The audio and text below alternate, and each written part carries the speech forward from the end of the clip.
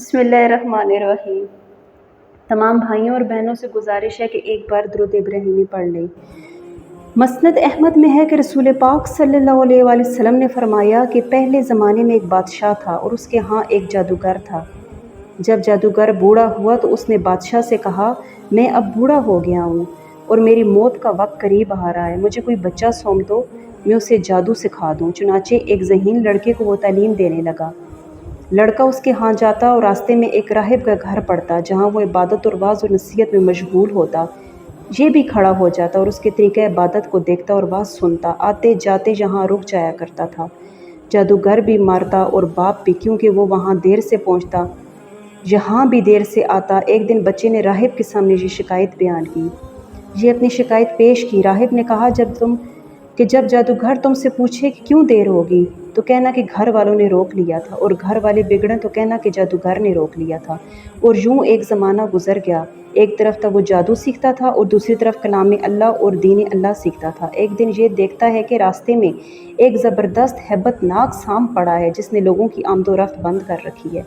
इधर वाले उधर, उधर वाले इधर, सब के सब परेशान भाग रहे हैं। उसने अपने दिल में सोचा कि आज मौका है, इम्तिहान लूँ, राहिब का दीन अल्लाह को पसंद है या जादूगर का।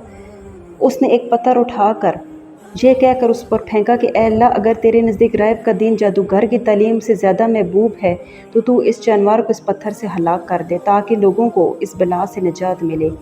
पत्थर लगते ही वो जानवर हलाक हो गया और लोगों का आना जाना शुरू हो गया। फिर लड़के ने जाकर राहिब को खबर दी। उसने कहा, प्यारे बच्चे, आज के दिन तू मुझसे अफजल है, अब अल्लाह की तरफ से तेरी आजमाइश होगी। अगर ऐसा हुआ तो लोगों को मेरी खबर ना करना। अब उस बच्चे के पास हाजतमंद लोगों का तांता लग गया। उस बच्चे की दुआ से मादरजात, अंधे, कोढ़ी, जज़ामी और हर किस्म की बीमार अच्छी होने लगे। बादशाह के एक नाबीना वज़ीर के कान में ये बात पड़ी।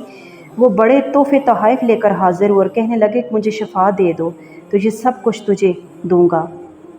उसने कहा कि ये शफा मेरे हाथ में नहीं है, मैं तो किसी को शफा नहीं दे सकता। शफा देने वाला अल्लाह वहदहू ला शरीका लहू हुआ है। अगर तू उस पर ईमान लाने का वादा करे तो मैं दुआ करूं। उसने इकरार किया। बच्चे ने उसके लिए दुआ की। अल्लाह ने उसे शफा दी। वो बादशाह के दरबार में आया। जिस तरह अंधा होने से पहले काम करता था इसी तरह काम करने लगा। उसकी आंखें बिल्कुल रोशन थी। बादशाह ने बहुत ही हैरत से पूछा कि तुझे ये आंखें किसने दी? उसने कहा, मेरे रब ने। बादशाह ने कहा, हाँ, यानी मैंने दी? वज़ीर ने कहा, नहीं, मेरा और तेरा रब सिर्फ अल्लाह है।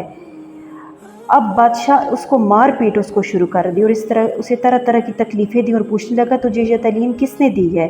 आखिर उसने बताया कि मैंने उस बच्चे के हाथ पर इस्लाम कबूल कर लिया है।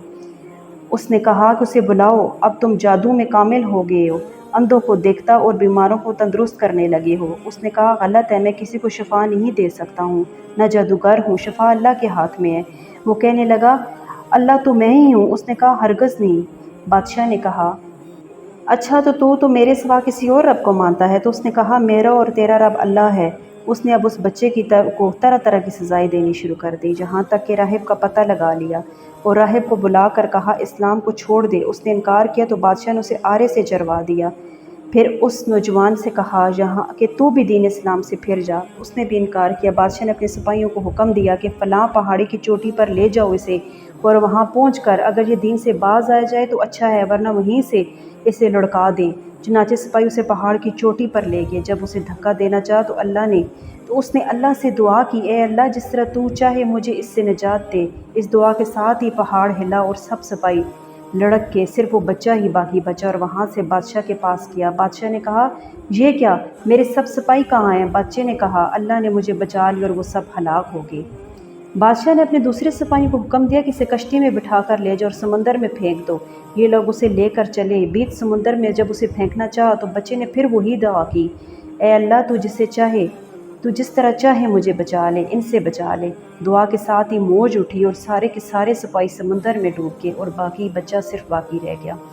वो फिर वापस बादशाह के पास आया और कहने लगा, मेरे रब ने मुझे बचा लिया तो बादशाह, तू चाहे कितनी तदबीरें भी कर ले तो मुझे हलाक नहीं कर सकता। सिर्फ एक सूरत है, जिस तरह मैं कहूँ, अगर तू उस तरह कहे तो मेरी जान निकल सकती है। उस बच्चे ने कहा, तमाम लोगों को एक मैदान में इकट्ठा करो और फिर खजूर के तने पर मुझे सूली चढ़ा दो और मेरे तीर को मेरी कमान में चढ़ा कर और बिस्मिल्लाह रब्बे हाज़ल الغلام یعنی اللہ کے نام سے جو اس بچے کا رب ہے پڑھ کر میری طرف پھینک دو، وہ مجھے لگے گا اور میں مر جاؤں گا۔ بادشاہ نے یہی کیا۔